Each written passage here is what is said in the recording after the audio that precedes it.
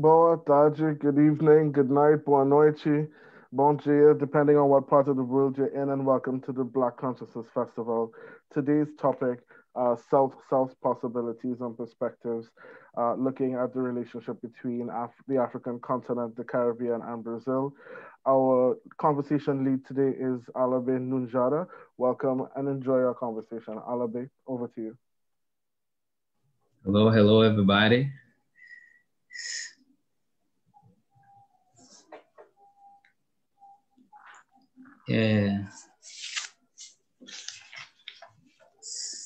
Então, bem, eu já posso começar, Sean?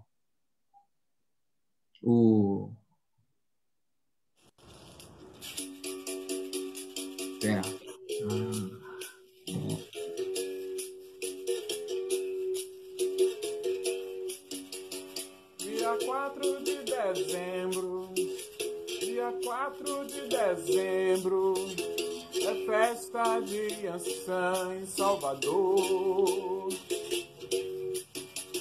Dia 8 de dezembro, padroeira Conceição. E depois no dia 13, se festeja Santa Luzia no Pilar. E depois no dia 20 é a vez de São Tomé. E no dia 31, colega velho, e no dia 31 é a festa da Boa Viagem. Dia 1º de janeiro, procissão de Bom Jesus. E depois no dia 6, é a festa da Lapinha, Santo Reis. 2ª, 5ª de janeiro, é lavagem do Bonfim. E no dia 27, se festeja o Senhor do Mundo. Dia 2 de fevereiro, é a festa de Manjá. Sobrado de mamãe é debaixo d'água. Quinta antes de carnaval, é lavagem Itapuã.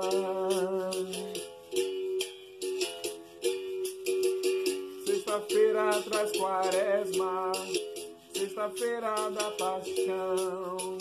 E no dia 13 de junho, é a festa de Santo Antônio.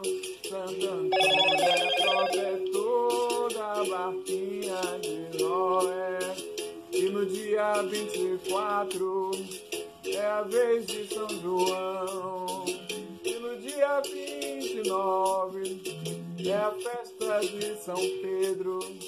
E depois no 2 de julho, independência da nação. Ê, viva a Bahia!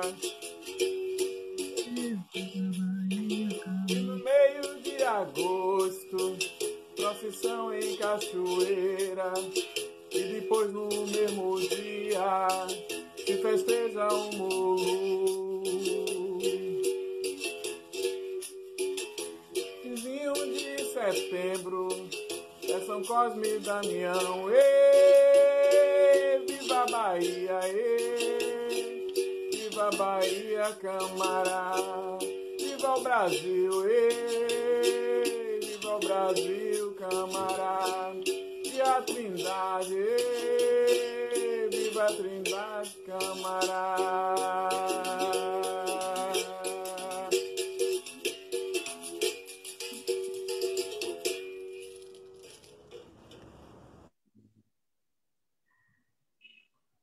Maravilha, maravilha, maravilha. Essa aí foi a apresentação de Amintas, né? Amintas Angel. Ele é diplomata pelo Itamaraty, atualmente está no posto do Itamaraty em Salvador e fez essa introdução, né, para mostrar toda essa força cultural que a Bahia tem e acaba tendo no Brasil, essa força cultural negra também, que com bastante sincretismo, muito importante. Fez a saudação à Trindade também, que tem as suas coisas importantes. E hoje a gente está aqui para apresentar sobre as possibilidades, né, e perspectivas sul-sul, né, entre o Caribe, Caribe, África e Brasil, né? Como que está isso aí? Eu vou falar um pouco sobre as relações históricas, diplomáticas dessas regiões, assim, de forma bastante sintética, que é bastante amplo. O Maurício vai dar uma ênfase maior em África. O Amintas vai falar um pouco sobre as perspectivas, sobre as impressões futuras sobre essa relação. E a Milene vai falar um pouco sobre alguns impactos que ocorrem nessa questão ambiental a partir da perspectiva do racismo ambiental. Então, é isso, né? Sejam bem-vindos ao Black Conscience Festival. Hoje é o último dia, é o dia de encerramento, né? Foram longos 30 dias aí, desde dia 1º de novembro até hoje, para acontecer esse festival, que teve música, teve gastronomia, teve dança, teve discussões sobre moda, discussões sobre questões acadêmicas importantes, muito variado, e sobre a forte influência do Brasil, que celebra no dia 20 de novembro, o Dia da Consciência Negra. Então, o Black Conscience Festival, motivado por essa experiência do Brasil, resolveu fazer uma homenagem, né? E eu acho que é bastante válido termos esse diálogo, mais uma conversa assim, que iremos ter. Então é isso, eu vou começar a minha apresentação. Eu só peço para se apresentar um pouquinho, né, bem rapidamente, né, não mais do que 1 ou 2 minutos, Amintas e Emilene e Maurício, rapidamente, só também para quebrar o gelo, para começar a falar um pouco. Então, pessoal, vou me apresentar. Eu sou a Emilene, estou falando aqui do Brasil, do estado de Minas Gerais. Fui convidada aqui pela LAB para compor essa mesa, essa roda de conversa, e quero trazer para vocês, a partir de um caso aqui do meu estado, algumas reflexões sobre macroestruturas, para que a gente possa ver os pontos de conexão entre Brasil, Caribe e África. É um prazer estar aqui. Espero que todos aproveitem muito a nossa conversa hoje. Boa noite, gente. Meu nome é Amintas. É um prazer estar aqui com vocês, todos e todas. Eu sou diplomata desde 2009.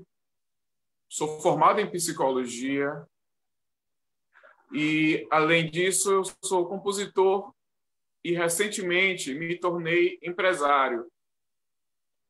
Estou ansioso por falar a vocês. Um abraço. Obrigado. O Maurício está aí, eu acho que ele teve um problema de conexão. Está por aí?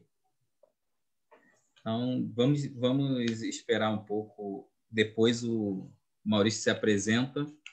E, bem, o que falar sobre essas relações históricas que existem entre Brasil, África e Caribe, né? A pergunta que praticamente, né, que queremos fazer, né, sobre saber sobre essas possibilidades e perspectivas do Sul. Como é que o Brasil, a África e o Caribe podem construir esses vínculos assim mais fortes, né? Então é importante olhar para a parte histórica de como que isso vem acontecendo e até para desfazer alguns mitos muito ligados ao senso de urgência, muito contemporâneas assim, que acabam se tornando passageiras, né? Então é importante perceber, falar sobre isso. Bem, eu vou falar um pouco sobre África, né? Primeiro, né? Bem rápido, né? O continente africano, a gente sabe que historicamente teve o problema da escravidão, então tem uma ligação muito forte com o Caribe e com o Brasil, né? E há dimensões aí que dizem que foram 13 a 21 milhões de africanos que foram forçados a vir para o Brasil e para o Caribe para serem escravizados. E o Brasil foi um dos últimos países a acabar com a escravidão e abolir a escravidão.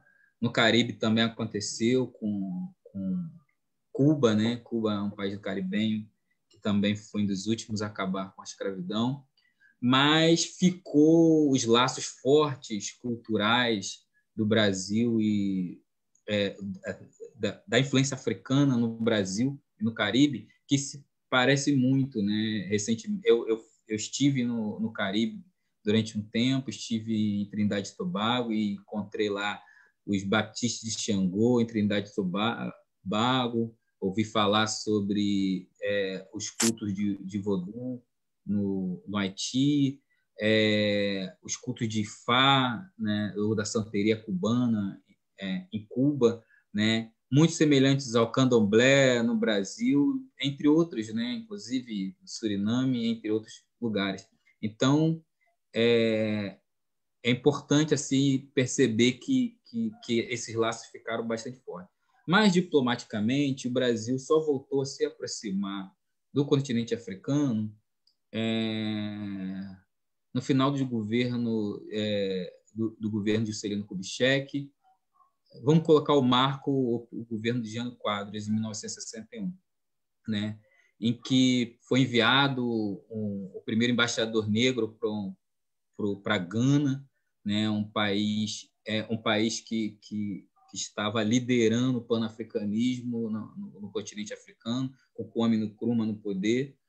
E depois disso, né, o Brasil ainda tinha muitos vínculos fortes, a maior relação comercial que o Brasil tinha era com a África do Sul, né, 50% do comércio do Brasil com a África naquele período, durante bastante tempo, era com a África do Sul, e além da influência das famílias portuguesas, negócios portugueses que tinham no Congresso brasileiro, então dificilmente o Brasil ele tinha como ser mais assertivo. Além disso, os países africanos começaram a pressionar o Brasil sobre um posicionamento que o Brasil precisava tomar, e já nos governos militares de Médici e de Geisel, o Brasil resolveu ser um pouco mais assertivo, né? O embaixador Ítalo Zappa esteve em diálogo diretamente com a Frente de Libertação Moçambicana, em conversas com Samora Machel, para que o Brasil reconhecesse a independência de Moçambique. bem como em conversas, mesmo com o governo comunista do Movimento Popular de Libertação de Angola, MPLA, o Brasil acabou reconhecendo. Primeiro país do mundo a reconhecer a independência de Angola, acabou reconhecendo também a independência de Guiné-Bissau. Isso era um contexto de que houve a Revolução dos Cravos em Portugal, que derrubou um ditador português. Então, o Brasil acabou se colocando ali. E aí muitas empresas se estabeleceram, que estão fortes até hoje, né? A partir daquele momento, tem um embaixador brasileiro muito importante para a época, que trabalhou muito a política externa independente, que foi uma política que o Brasil diversificava as parcerias com vários países do mundo, conversava com o leste europeu, conversava com a China, conversava com o continente africano, e saía dessa lógica de Guerra Fria, de ficar polarizado entre Estados Unidos e União Soviética.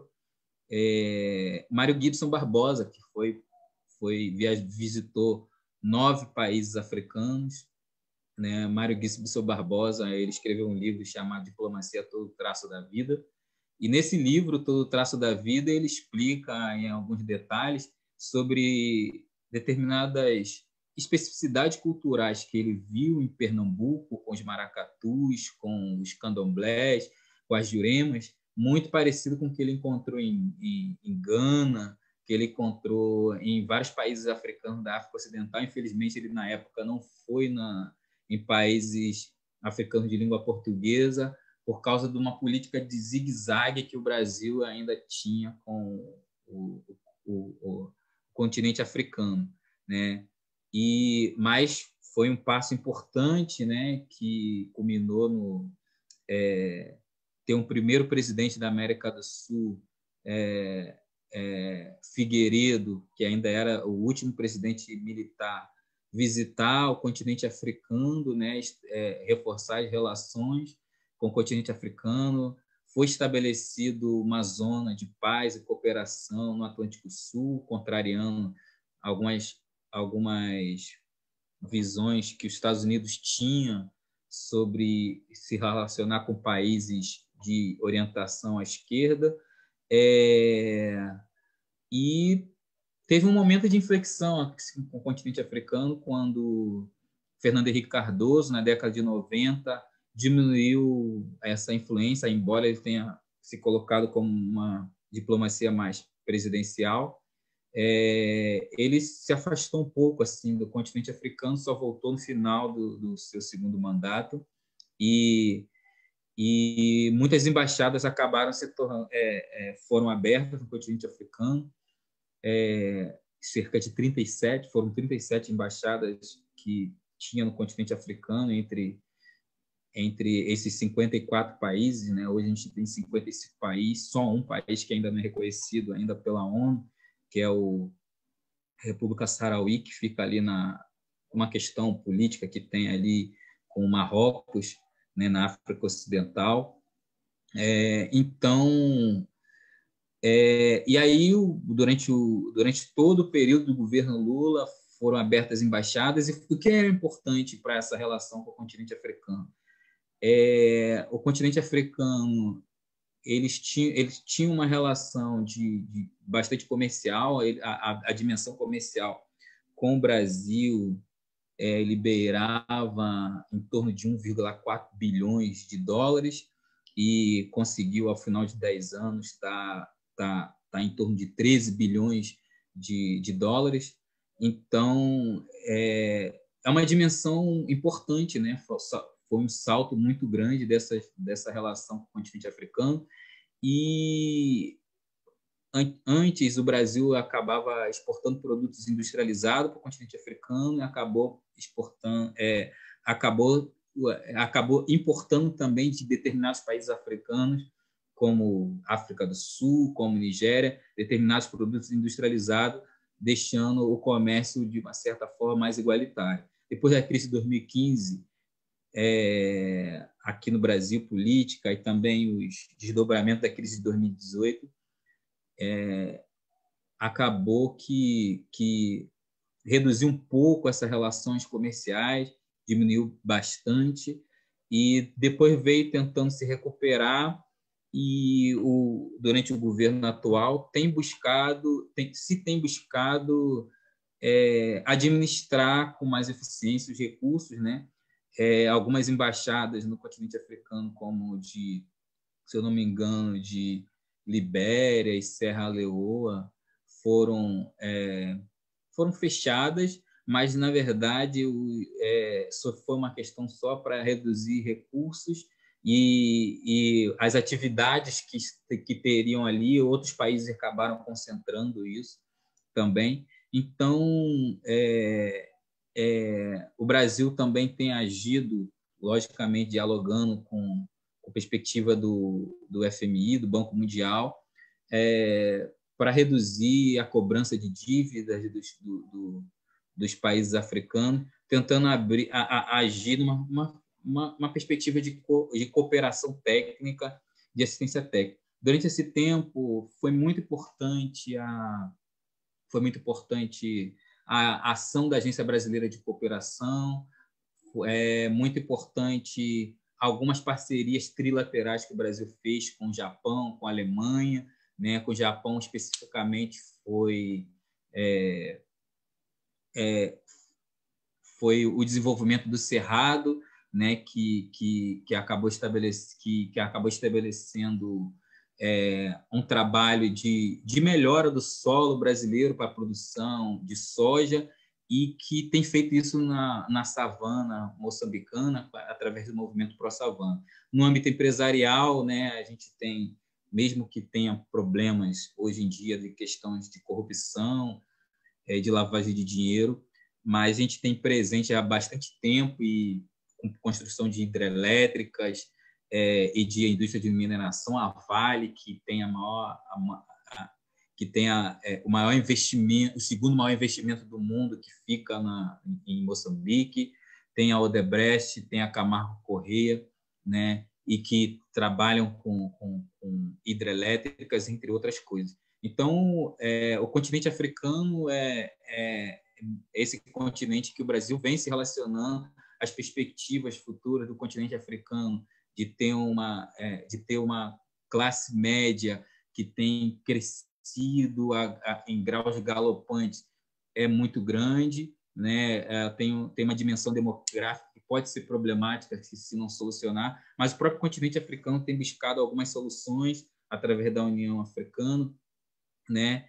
E hoje eles têm a Agenda 2063, que foi lançada em 2013, em que tem agido para fazer concertação política, concertação econômica, e achar soluções mais viáveis para o continente africano. Eu não vou me delongar aqui sobre o continente africano, né? Sobre o âmbito do Caribe, a gente tem a CELAC, que é a comunidade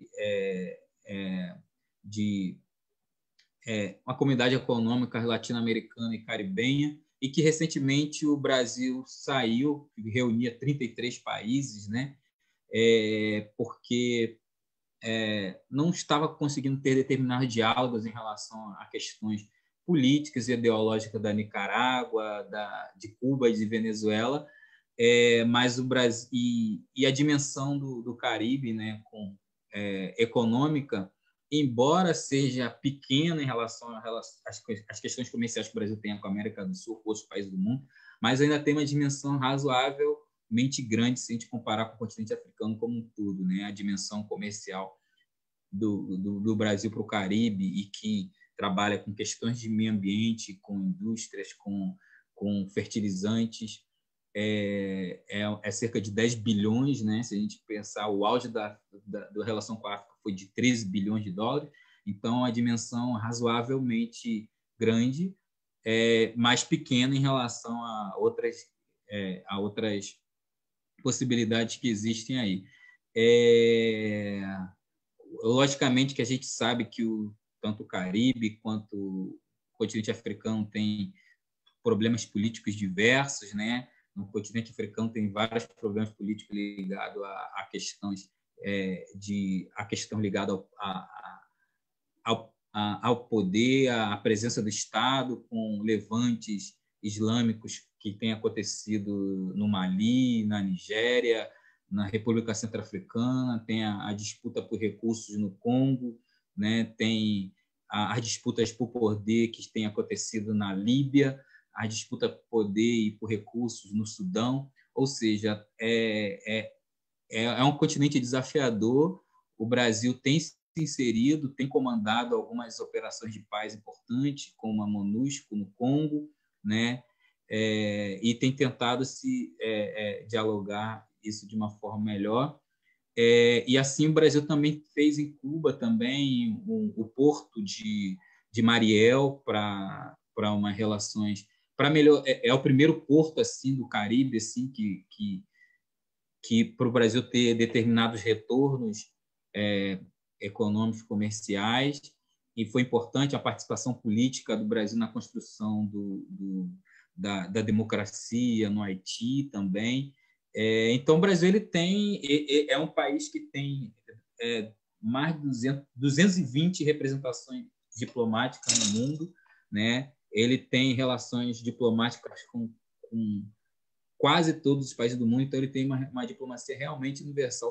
São poucos países que têm essa presença tão grande. O Brasil, em Brasília, tem cerca de 130 embaixadas do mundo, então é uma dimensão muito grande da importância que o Brasil dá para essas relações. E se a gente for parar para pensar sobre algumas soluções, né, eu acho que as soluções ligado tanto a questões culturais quanto às trocas educacionais, elas têm sido bastante válidas, sobretudo no âmbito identitário. O Brasil ele tem uma política de ações afirmativas dentro da diplomacia dele, em que tenta fomentar a maior presença de diplomatas negros, e esses diplomatas negros também com uma questão de identidade. Tem uma vez uma diplomata do Senegal e outra do Panamá que questionou a não presença de diplomatas negros nas negociações. Então, isso vem avançando, né? Com a lei de cotas no serviço público, tem aumentado cada vez mais a participação de diplomatas negros. Eles podem se tornar melhores interlocutores para que o Brasil possa melhorar essas relações. É desafiador, a gente está em um momento difícil, né, de guerras de narrativas no mundo, mas também temos um ambiente promissor. Temos instituições importantes, fortes, que estão sendo estabelecidas no mundo e, sobretudo, no Caribe e no Brasil, que a gente pode buscar determinar diálogos, fazer parcerias, buscar parcerias público-privadas. O Itamaraty tem uma lógica, a diplomacia brasileira está tendo uma lógica mais de diplomacia pública, no sentido não apenas de mostrar o Brasil para o exterior, mas ouvir mais os seus cidadãos, ou verificar melhor quais são essas demandas que podem certo? Quais são essas demandas que podem servir? Eu, particularmente, fiz alguns trabalhos com o Caribe, né, vem fazendo desde 2013, de relação à questão de intercâmbio, seja no âmbito esportivo, e o Brasil tem trabalhado com isso, seja no âmbito cultural, seja no âmbito acadêmico, seja no âmbito de turismo, e que são relações que a gente pode fomentar. Felizmente, durante a época do governo Temer, que foi antes do Bolsonaro, se facilitou algumas ligações aéreas para o continente africano, e que pode facilitar ter melhores relações de negócios, melhores relações comerciais e trazer possibilidades. As instituições asseguram que determinadas relações são mais possíveis. A gente tem, apesar do problema da crise do coronavírus atualmente, a gente tem algumas possibilidades para o futuro, já que a gente está envolvido em questões de ciência e tecnologia, questões de medicina, questões culturais.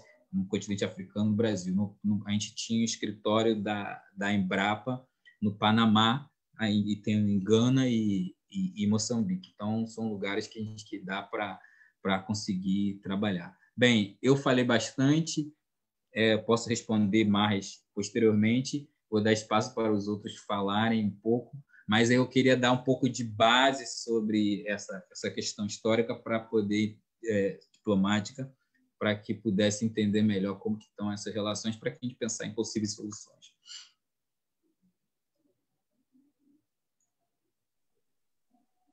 Então, pessoal, a gente ouviu o Alabê agora, e eu estou com a palavra para trazer uma outra perspectiva. Ele falou um pouco do ponto de vista institucional, e eu quero conversar com vocês agora a partir de um caso aqui do meu estado, Minas Gerais, para a gente discutir um pouco sobre racismo ambiental, sobre a permanência de certas estruturas e sobre como que Caribe, Brasil e África podem pensar ou repensar seus modelos, suas escolhas. É importante começar falando que Minas Gerais é um estado muito importante aqui no Brasil, historicamente, principalmente. O estado de Minas surge a partir do chamado ciclo do ouro, aqui no Brasil, quando foram descobertas as primeiras jazidas, e num contexto em que houve uma corrida, né? Uma fome, uma sede muito grande por minerar, porque tudo que a coroa portuguesa esperava descobrir na sua colônia americana eram os metais preciosos. E não é à toa que o nome do estado é Minas Gerais, porque aqui não foram descobertas somente jazidas de ouro, mas também de diamante, de esmeraldas, uma série de metais preciosos, de minerais, que contribuíram para o enriquecimento, infelizmente, não do Brasil, mas da metrópole, né? E dos demais países dentro daquele círculo colonial do século XVIII. Então, pensando na quantidade de ouro que foi achado aqui, vocês também conseguem imaginar o número de pessoas escravizadas que Minas Gerais recebeu. É um contingente enorme de negros e negras que vieram para trabalhar nas minas do estado. Então, a relação do povo negro com a história de Minas Gerais, ela é de longa data, né? Nós praticamente ajudamos a construir e fundar esse estado. E a partir disso, vocês podem pensar também o nível de opressão que foi vivenciado aqui em Minas Gerais, né? É interessante porque quando o Estado mineiro surgiu, a capitania de Minas Gerais surgiu, nós tínhamos como sede a cidade de Vila Rica, que hoje é conhecida como Ouro Preto, uma das importantes cidades históricas aqui do estado. E muitas pessoas contam, até hoje, né, contam que quando visitam Ouro Preto, é possível ouvir gritos, enfim, tem uma memória mesmo das pessoas que foram escravizadas, de todo o sofrimento que aconteceu aqui. E aí, dando um salto desse momento do século XVIII, quando o Brasil era colônia, para o momento de república, na virada aí do século XX, o estado de Minas continua tendo um papel muito relevante na política nacional. Juntamente com São Paulo, Minas Gerais, nos primeiros anos do século XX, indicava quem seriam os presidentes da República Nacional. Então, e aí não somente no começo do século XX, mas no meado do século, com figuras políticas importantes, como o Alabê citou, o Juscelino Kubitschek, aí nos anos 50. Mais recentemente, já nos anos 2000, a presidente Dilma, que é mineira, o Aécio Neves, que disputou com ela na presidência em 2010. Nós temos realmente figuras importantes. Então, Minas Gerais tem esse papel preponderante dentro do cenário político nacional. E aí, como eu contei para vocês, na década, meados dos anos 50, o Brasil, o Estado brasileiro, faz a opção do desenvolvimento econômico baseado no que ficou conhecido como desenvolvimentismo, que é onde o Estado participaria da economia para tentar fazer essa condução de tirar o país da condição de subdesenvolvimento para levar a um patamar de desenvolvimento econômico superior. E aí, isso começa em meados dos anos 50, mas vai se aprofundando com o regime militar, e nós temos as figuras das grandes empresas estatais que começaram a ser criadas ainda nos anos 40 e foram aparecendo cada vez mais outras. Então, para dar um exemplo, Petrobras, a própria Vale do Rio Doce, que a Labê também citou, tem presença forte em Moçambique. E isso foi um marco muito importante para o Estado brasileiro, para a opção que foi feita.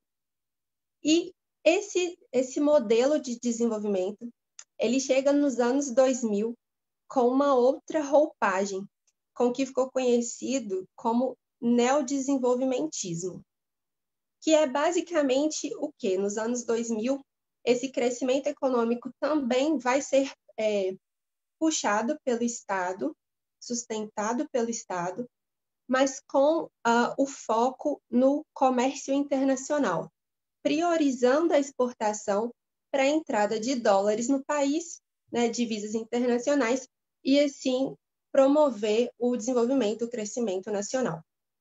Também nos anos 2000, nós tivemos o chamado boom das commodities.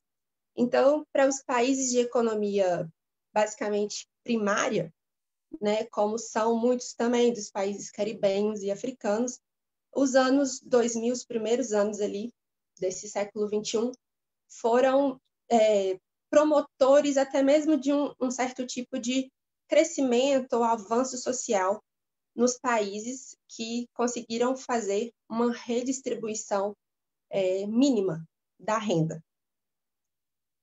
E, nesse contexto dos anos 2000, é que a gente volta a olhar agora para Minas Gerais. Né? O neodesenvolvimentismo, ele trouxe uma outra coisa junto com ele, que é chamada de neoextrativismo, que é basicamente a crença de que a exploração mineral, dos recursos minerais, seria uma estratégia para o crescimento econômico e para a consequente geração de riquezas e combate à pobreza e às desigualdades. Minas Gerais, como eu falei para vocês, é um estado que tem a mineração ou extrativismo, né, na sua raiz histórica. E esse discurso, ele apareceu outra vez. E muitos políticos começaram a repetir, a dizer que Minas Gerais ele tem uma vocação mineradora. Algo que soa como um fatalismo, algo que soa assim, o Estado está destinado a isso, como se não houvesse uma outra opção, né? E aí, no âmbito de toda essa demanda, porque o Brasil exportou muito, nós tivemos superávites primários nos anos 2000, então a pressão para esse aumento do extrativismo, da mineração, foi muito grande, de verdade. E os políticos, inclusive, encabeçavam esse discurso mesmo. Né? Quem é que não queria ver o seu estado, a sua cidade, recebendo maiores recursos para poder, inclusive, ganhar capital político em cima disso? Então, temos uma cidade aqui em Minas Gerais chamada Conceição do Mato Dentro. Essa cidade, ela já tinha uma proposta de ecoturismo. Então, a proposta de desenvolvimento dessa cidade era fomentar o turismo com base nas paisagens naturais, né? Tem cachoeiras nacionalmente conhecidas, faz parte de um complexo do Cerrado Mineiro, dentro da Serra do Espinhaço, da Serra do Curral, recebeu da Unesco em 2005 o título de reserva da biosfera. Então, era uma cidade que ela tinha, assim, toda sua narrativa já em torno do ecoturismo. Os moradores já se preparavam com construção de pequenas pousadas, investimento em agricultura familiar para vender nas feiras da cidade, fomento ao artesanato. Tudo isso está vendo muito bem dentro de um programa, inclusive estadual, que é chamado de Estrada Real.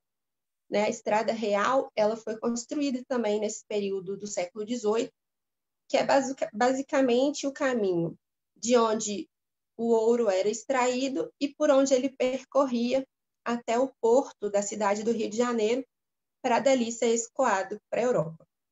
Então, essa Estrada Real é cheia de cidades históricas, é cheia de riqueza mesmo cultural de Minas, do Rio de Janeiro, enfim. Conceição do Mato Dentro estava, então, com essa narrativa.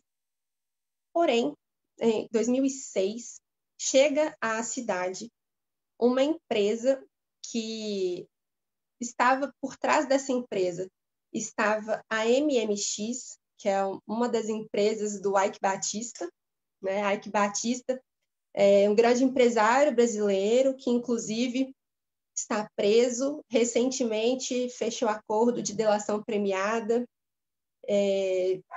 está sendo acusado pela justiça, né? Por algumas práticas ilícitas dentro das suas transações comerciais. E essa empresa chegou até a cidade comprando algumas terras, sem explicar para o que seria. De repente, os moradores descobriram que as terras estavam sendo compradas para mineração. Então, isso também já era uma prática ilegal, porque os moradores estavam vendendo as suas terras a um preço menor do que seria caso eles soubessem que havia minério né, no subsolo. E aí é interessante a gente pensar assim, esse projeto da MMX foi vendido depois para uma outra grande mineradora chamada Anglo American, que também está presente em vários países. E a Anglo, só para vocês terem uma ideia, ela faz parte de um grande número de empresas que, segundo o Instituto Brasileiro de Mineração, empresas transnacionais, são responsáveis pela maior parte do que é minerado no Brasil. Então, o capital da mineração aqui no Brasil, ele está muito concentrado em empresas transnacionais, né, que não tem nem aquele sentido, nem muito aquela responsabilidade com o que está no país, né? Ela deve os seus lucros e as suas diretrizes para pessoas externas, né, para a sede. E então, a licença, os processos de licenciamento ambiental em Conceição do Mato Dentro foi fragmentado, começou em 2018, e a Anglo começou a minerar na cidade em 2014. Em Conceição do Mato Dentro fica a mina, mas a mina é uma das 3 partes do chamado Projeto Minas Rio. Então, é a mina, um mineroduto que vai levar todo o minério retirado, que vai ser escoado na terceira estrutura, que é o Porto de Açu, no estado do Rio de Janeiro. Então, são 526 quilômetros de projeto Minas Rio. Então, vocês comecem a pensar no nível de impacto ambiental que esse projeto gera. Então, além disso, eu não vou entrar muito em detalhes para não me alongar, mas nesses 6 anos de processo de licenciamento, né, acompanhei isso de perto, em campo, com pesquisadores de 2 grandes universidades aqui do estado, a Universidade Federal aqui de Minas Gerais, a PUC Minas também. Assim, foram inúmeras condicionantes que a empresa não cumpriu, violações de direitos humanos, de direitos ambientais, vários termos de ajustamento de conduta que foram assinados com o Ministério Público e também não foram cumpridos em sua maioria. Então, esse discurso da vocação mineradora do Estado começou a subsidiar algumas práticas agressivas, violentas, Milene. ilegais. Sim. Milene, Sim. Deixa eu te perguntar uma coisa. Eu, assim, tô aprendendo muito, assim, você é muito didática, assim, tá ajudando muito, assim, a entender essa dinâmica, né, dessa centralidade de Minas Gerais. Eu queria entender, assim, melhor sobre esse diálogo desses impactos para o racismo ambiental. O racismo ambiental também é um conceito explica-se um pouco mais com isso assim, e aí você termina, deixa o Amintas falar e depois a gente volta em você porque tá assim, ó, e tem perguntas aqui sendo feitas internas sobre isso, e aí para você responder um pouco melhor. Então, perfeito, Alabê. É onde eu já ia chegar. Então, para vocês entenderem, né, qual que é a proposta aqui, a partir desse caso, a gente falar sobre o racismo ambiental. Primeira coisa é pensar que essa cidade, então, que eu estou contando para vocês, Conceição do Mato Dentro, ela vinha já de um processo de exploração colonial, porque foi uma cidade fundada dentro desse contexto do ciclo do ouro, também recebeu inúmeros escravos. Tem lá hoje na cidade, só nessa cidade, 3 comunidades quilombolas que são diretamente afetadas pela mineradora. Só em Minas Gerais como um todo são 400 comunidades quilombolas. E, assim, várias não mesmo, que nem mesmo são reconhecidas institucionalmente, mas estão tentando esse reconhecimento junto ao Estado brasileiro. Então, o racismo ambiental aqui nesse caso é porque quando a gente vai olhar quem são as pessoas que estão recebendo os impactos, que estão sendo atingidas, além dessas 3 comunidades quilombolas que eu falei, a maioria são pessoas justamente descendentes de negros e negras da época da colonização. Então, a gente continua tendo esse problema de os negros permanecerem sendo afetados, sendo desterritorializados, porque o que acontece quando a mineração chega?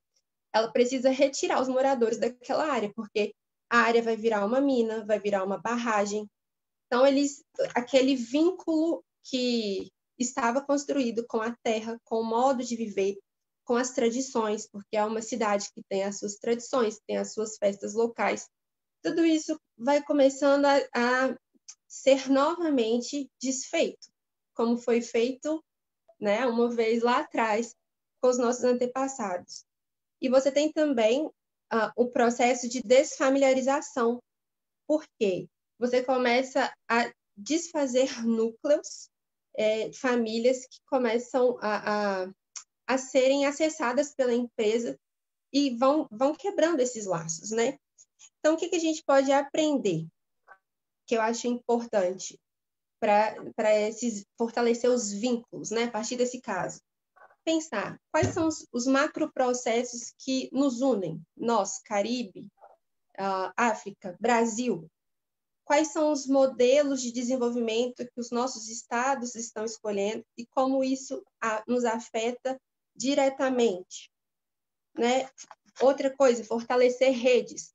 Esses atingidos de Conceição do Mato Dentro criaram uma rede de atingidos que, inclusive, dialoga com atingidos pela Vale em Moçambique. Então, eu acredito que isso que nós estamos fazendo aqui hoje, virtualmente, é um passo importante, que é criar redes. E, basicamente, olhar quais são os discursos, né? Quais são os discursos, o que tem sido passado para nós e o que a gente reproduz sem ter um olhar crítico. Então, isso é um pouco do que eu queria deixar com vocês aqui hoje. Vou passar a bola para a Mintas, para ele fazer as colocações dele. E aí depois a gente volta a conversar sobre isso, Milene, a partir das questões. Muito obrigado, muito obrigado. Foram feitas perguntas aqui sobre como é que dialoga esse racismo ambiental no continente africano e Minas Gerais, sobre os impactos da Vale. Parece que ela também teve um problema lá Depois você comenta sobre isso, mas antes disso, você deixa guardado isso para responder posteriormente. Antes disso, eu acho que era o Maurício que iria falar e depois ia falar a Mintas, ou a Mintas é o primeiro? É você, mãe? A Mintas? Ah, Maurício. Maurício, é sua vez.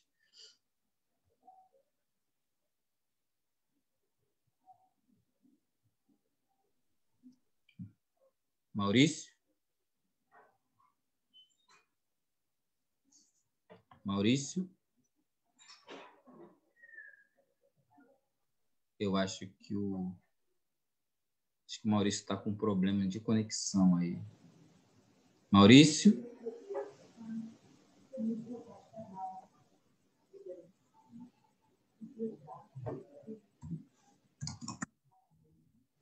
Maurício?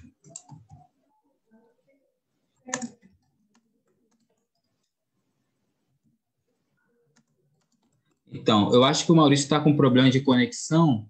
Você teria problema de começar, Mintas? Certo. Então, ele parece que está fora da conexão. Então, vamos deixar para você, Mintas. Você só desliga seu microfone, só liga seu microfone e está tudo certo. Ok. Boa noite mais uma vez a todas e a todos. Eu me chamo Amintas. Amintas Ângel. Amintas Ângel Cardoso. Amintas Ângel Cardoso Santos. Amintas Ângel Cardoso Santos Silva. Esse é meu nome. Eu estou feliz em saber que vocês agora me conhecem. Eu gostaria de agradecer a senhora Érica Ashram por, junto com a LAB, ter me convidado para esse encontro. Muito bem. Eu tenho um pai que é falecido. Ele se chamava Ademir da Silva. Ele foi professor. Ele foi professor de História, Geografia, Estatística, entre outras disciplinas. Eu tenho uma mãe que se chama Darcy Cardoso dos Santos Silva. Ela é professora aposentada. Ela ensinou ciências. E eu também tenho uma irmã que se chama Daisy. Ela é professora de artes. Ela ensina belas artes numa escola. Eu moro na Bahia. Moro na cidade de Salvador da Bahia. É uma cidade muito importante para o Brasil. Foi a primeira capital. Por que eu estou me apresentando tanto a vocês? Por um motivo muito simples. Para qualquer perspectiva futura de diálogo, de intercâmbio, de trocas comerciais entre Brasil, África e Caribe, é necessário que a gente se conheça. É necessário que a gente saiba mutuamente com quem estamos falando. Atualmente, eu trabalho no escritório de representação do Itamaraty, na Bahia. Esse escritório basicamente, tem o objetivo de fazer uma ligação entre o governo baiano, a sociedade civil organizada baiana, as empresárias e empresários aqui da Bahia e o mundo. Ora, eu moro e eu nasci numa das cidades mais africanas do Brasil. Aqui, 86% das pessoas se consideram pretas ou pardas.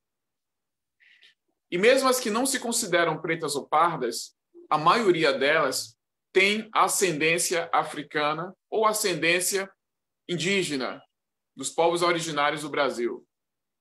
Muito bem.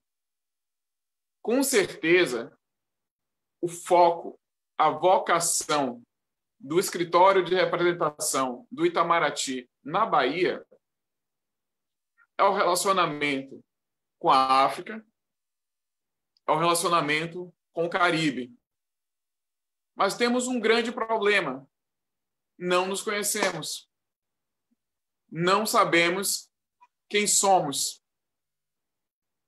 Não mantemos trocas que potencialmente poderiam existir se nos conhecêssemos melhor.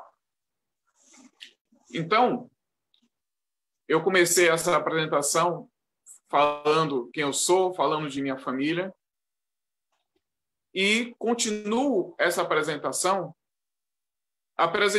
falando sobre a presença do Itamaraty na Bahia, sobre esse escritório de representação.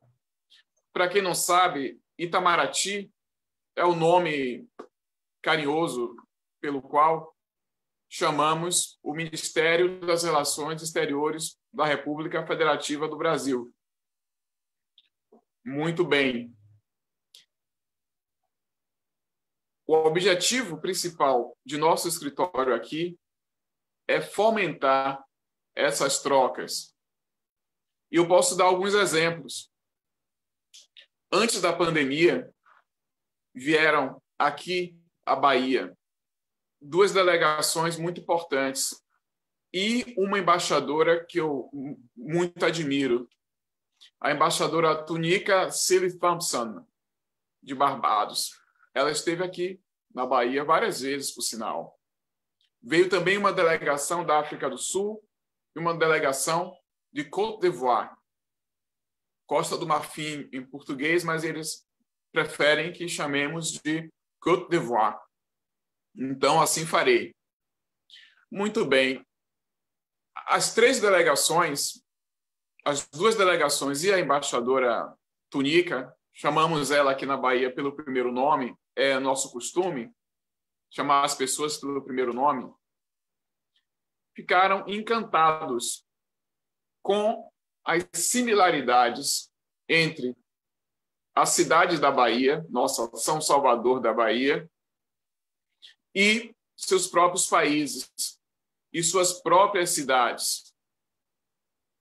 A embaixadora Tunica esteve aqui no período do Carnaval e ficou deslumbrada com a receptividade que tivemos com ela. Ela ficou muito feliz por ter visto alguns dos mais importantes eventos do Carnaval de um lugar privilegiado. Exemplo, ela viu a saída do Ilê. Para quem não conhece o Ilê Ayé, esse é o nome, Ilê Ayé, é o primeiro bloco afro do Brasil. É o mais antigo e o mais importante. E eu ouso dizer o mais bonito, o que mais emociona. E eles têm um ritual muito bonito para sair ao Carnaval, no dia de sábado de Carnaval. O Carnaval na Bahia dura uma semana. Muito bem.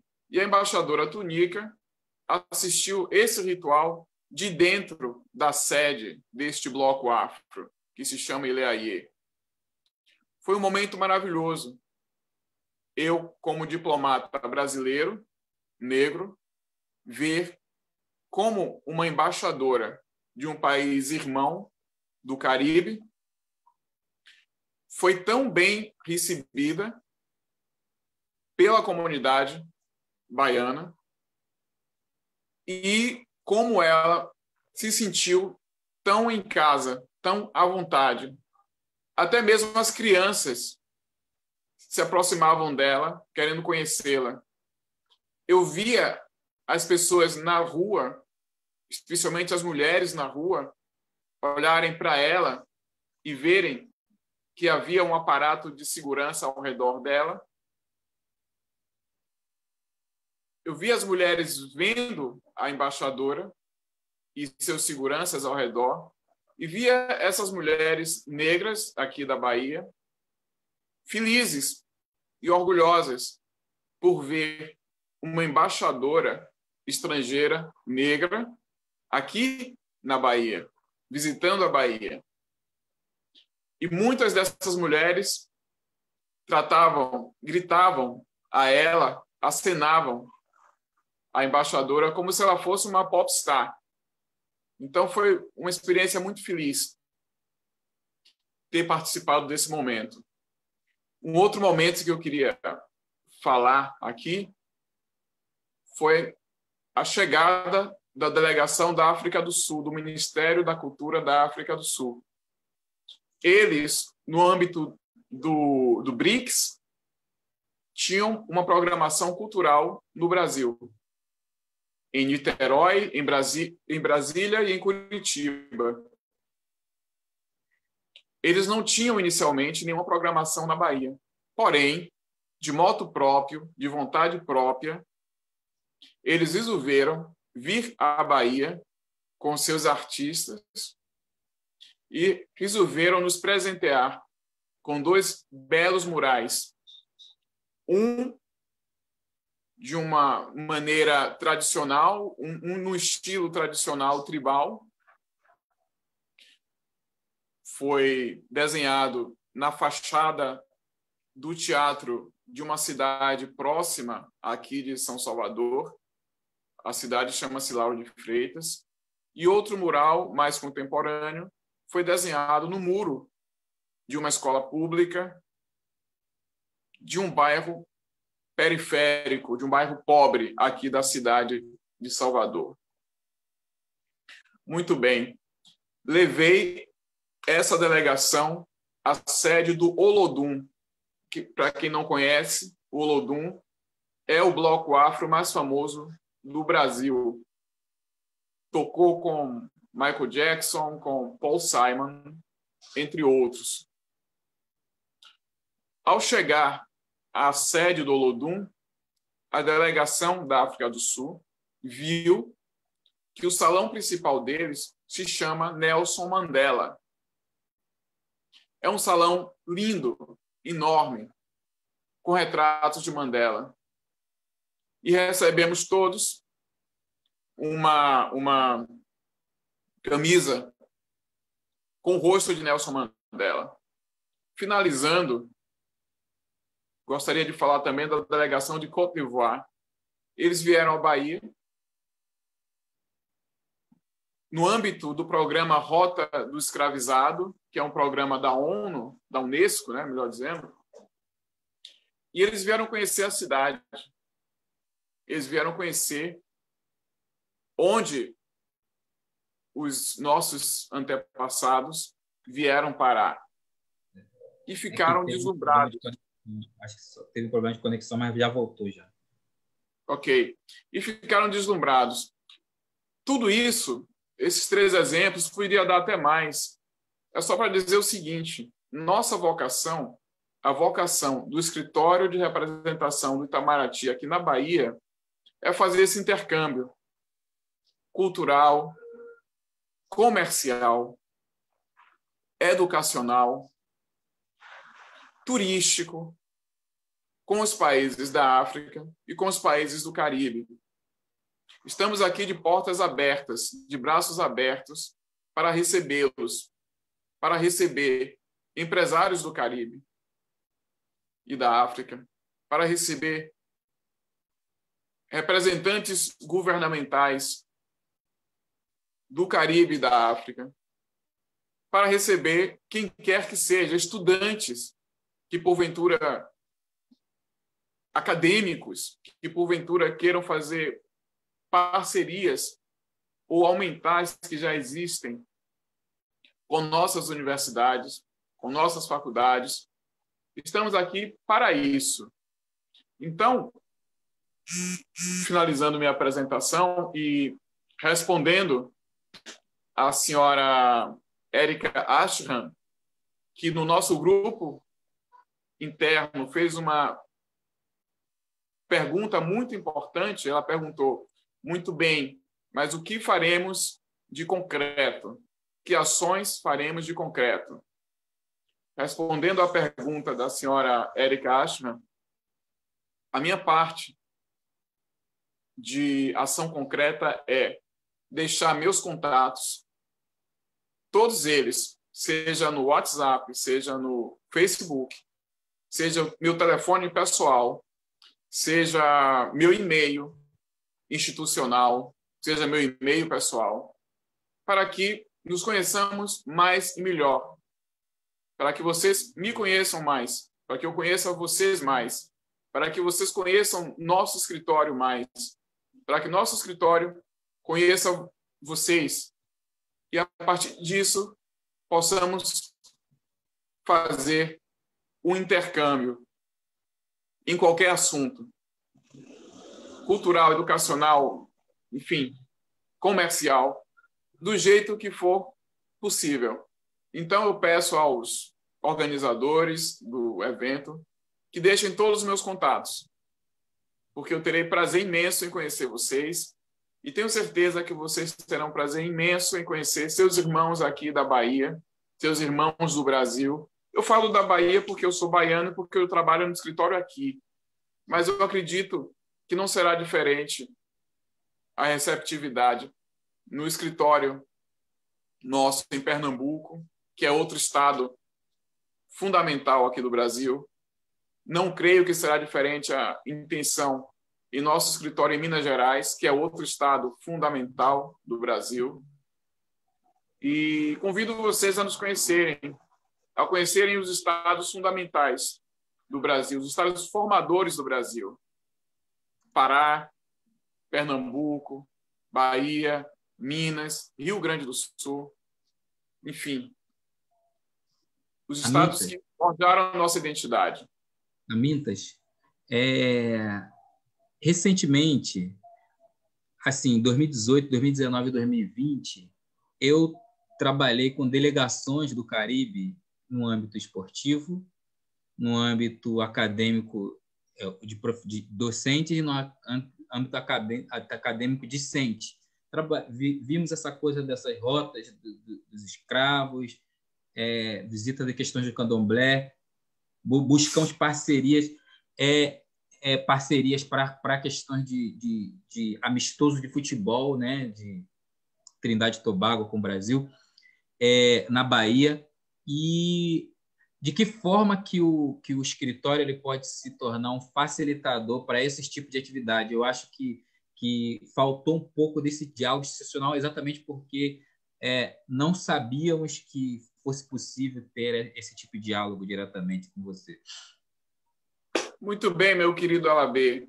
De todas as formas possíveis e imagináveis, podemos fazer esse meio-campo, essa interlocução. Infelizmente, não dispomos de recursos financeiros, porém, dispomos de capital político e de muita boa vontade para fazer essas interligações. Não dispomos de capital financeiro, mas temos todos os contatos para fazer as coisas acontecerem. Tudo certo. Então, agora sim, depois dessa apresentação tocante, né, de Amintas, que se apresentou, né, bem assim, foi bastante tocante assim, para mim. Isso é importante, né, fazer para a gente realmente se conhecer. A gente vai trazer o Maurício, né?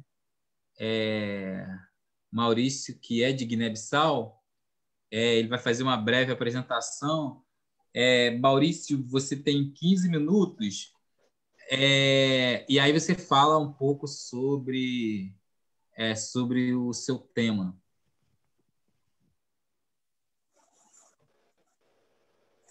É só ligar seu microfone.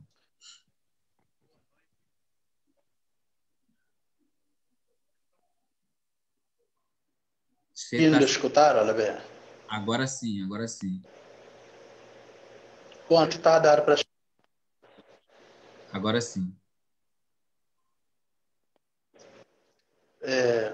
Boa noite. Tá? Bom, não se estão conseguindo a minha fala.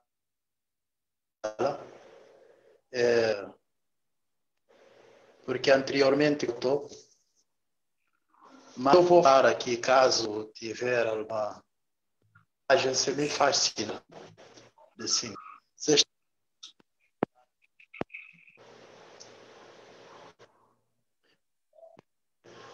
Obrigado. Bom, desejo boa noite a Mitas, irmão Mitas. Pela sua fala, por acaso, é importante a dimensão no contexto mundial, né, da cultura e do povo preto. Eu tive em Salvador, mas eu posso ver que Salvador vai ter em relação a outras cidades, no caso brasileira, no que diz localidade, né? Estou há muito tempo em Janeiro, que também é uma das cidades muito importantes, né? Mas eu posso ver, né, a potencialidade que tem não só em termos, né, de estatística da população preta, assim com relação à questão da força, né, da cultura e influência africana. Eu vi em Salvador, caso é muito grande, porque Salvador é uma África em termos culturais, mas a África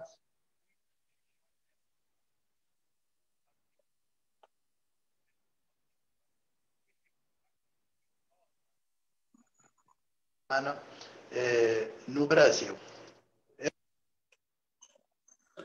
Pouco a fala do Alabé, porque eu tinha conexão, mas eu pude entender um pouco, minha conversa com ele antes do encontro que envolve a política externa brasileira e reaproximar com a África durante o governo Lula, né? A fala da nossa irmã me diz respeito a racismo ambiental, né? E todo esse extrativista que a gente vai verificar também no texto da África, embora com expressão, né? Mas talvez se mais tempo a gente vai alongar esses debates, vou preferir trazer, no caso, algumas questões junto com o problema, mas que eu acredito hoje, com muito tempo de experiência, e pautando também da potencialidade do que na vossa fala e do conhecimento um pouco sobre alguma luta, eu vou trazer na minha experiência africano, não mas que teve privilégio também de um país como o Brasil, né? De muita experiência e que hoje eu acumulei certas e dessas experiências hoje eu trazer aqui algumas questões que eu acho que tomar como ponto de partida, por acaso, possamos produzir bem-estar social e preta em tudo que é lugar do mundo. Vai ver potencialidade do processo, as potencialidades cultural, né? De Zuc, no contexto das músicas africanas, isso se torna evidente papel que cada vai ter. Posso falar no caso do Brasil, dessa brasilidade preta, a importância que tem no processo de ajudar os estudantes, né, que vão atingir suas maturidades de década de 90, mais precisamente início de 2000. Quando vêm para estudar, muitos vão sair no contexto urbano.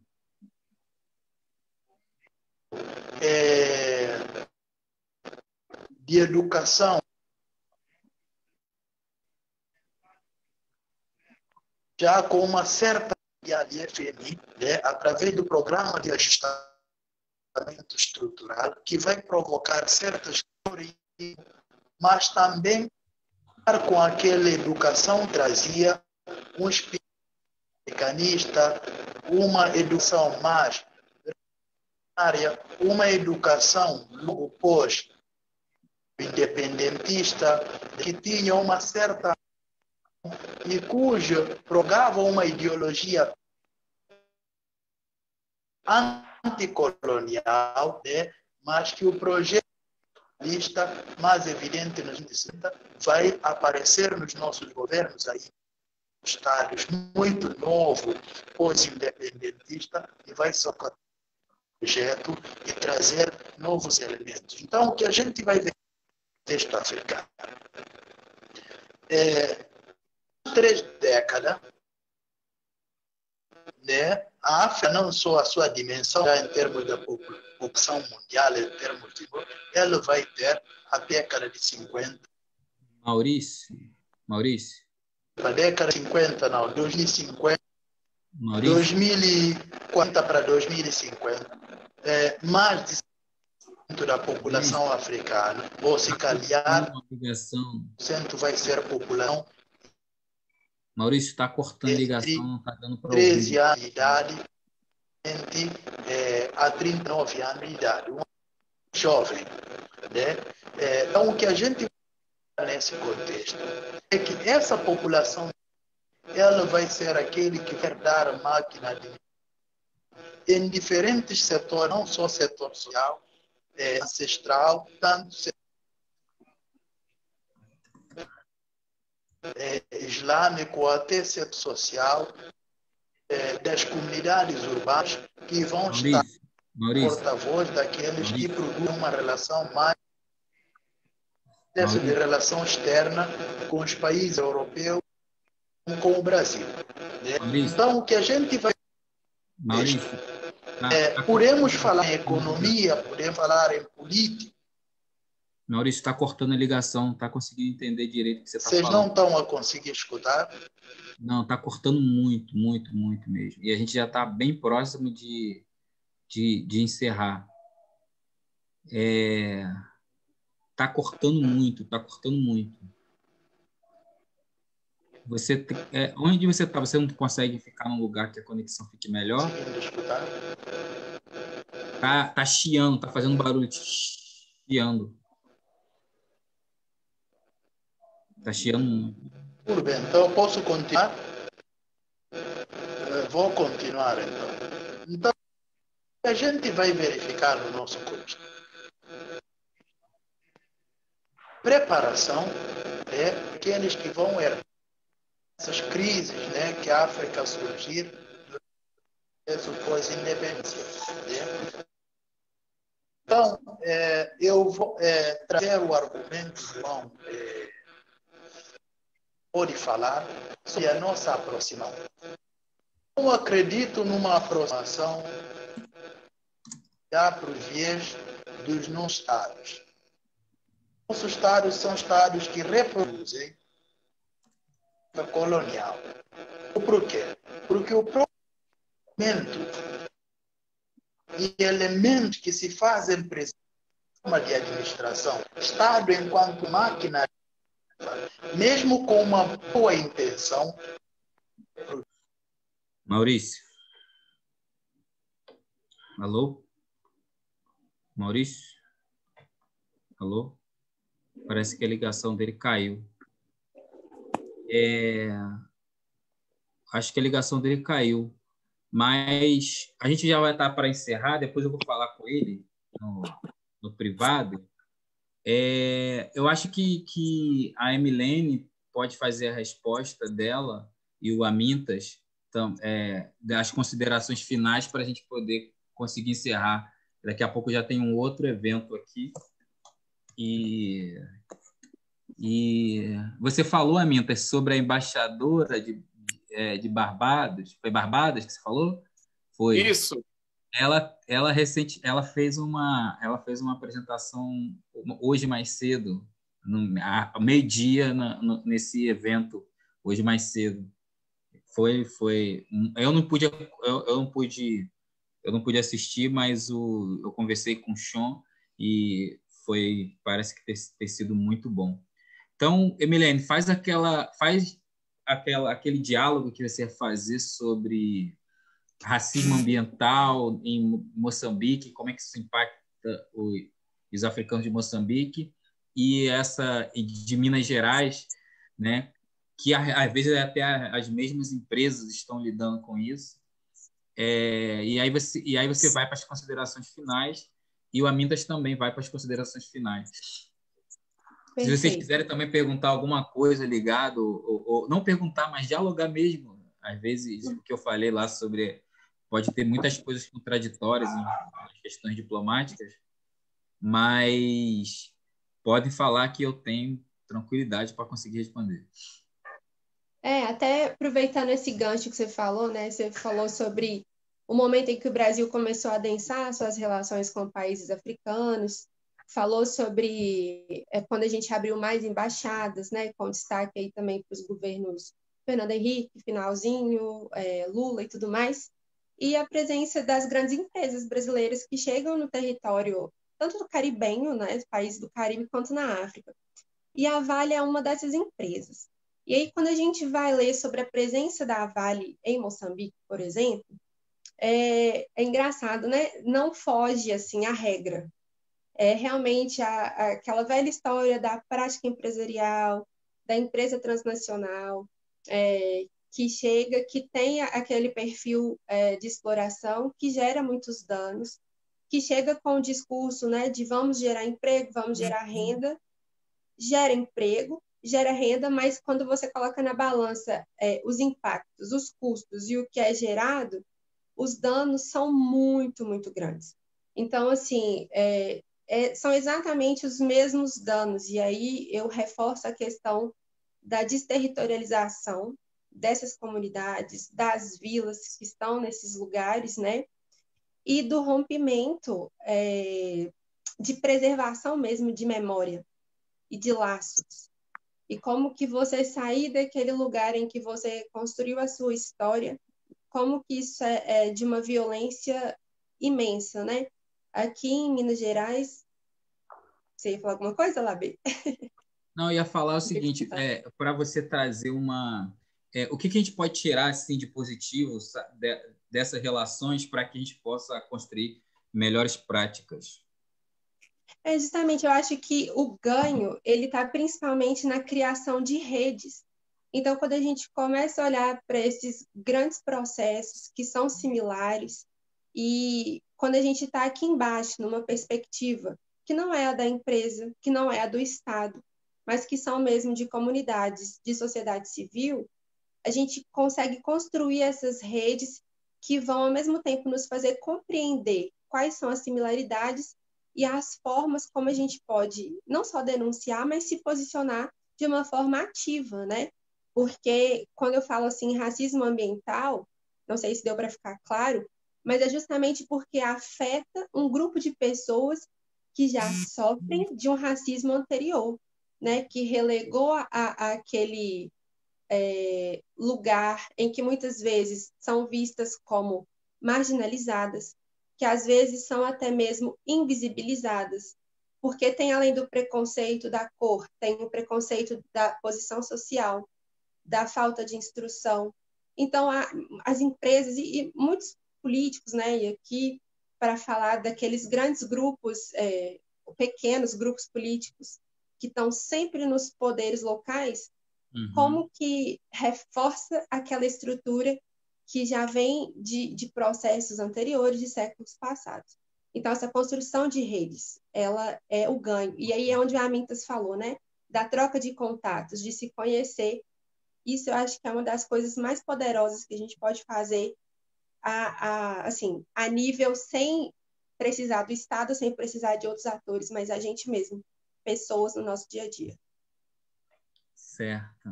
Muito obrigado, Emilene. Vamos deixar as considerações finais de Amintas.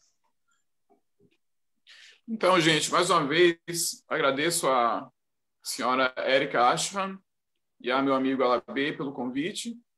E eu finalizo de uma maneira bastante pessoal, que ilustrará nosso tema.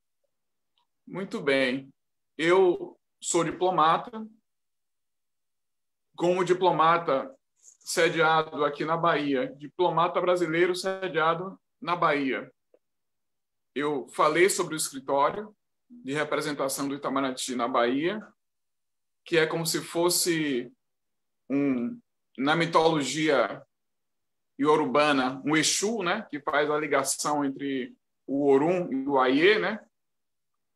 É isso que o escritório faz. Ele faz a intermediação entre os atores locais aqui da Bahia e os atores internacionais, sejam eles quais forem. E agora eu falo de mim enquanto cidadão. Além de diplomata, eu sou compositor.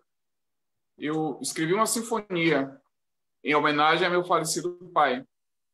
Eu fiz uma adaptação dessa sinfonia para quarteto de cordas e para trio de cellos.